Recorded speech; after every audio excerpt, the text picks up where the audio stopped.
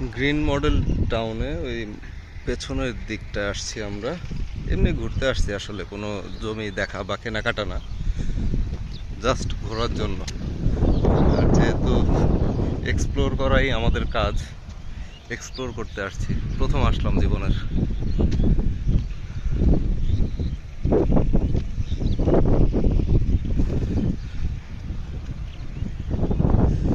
আমিন Mohammad group ক্রয় সূত্রে, মানে এখানে এখনো সব জমি মনে হয় কিনতে পারে নাই, যা যা কিনতেছে সাইনবোর্ড দিচ্ছে। গ্রিন মডেল টাউনে এই পাশে অনেক বিল্ডিং হয়েছে, এগুলো মনে হয় এ ব্লক।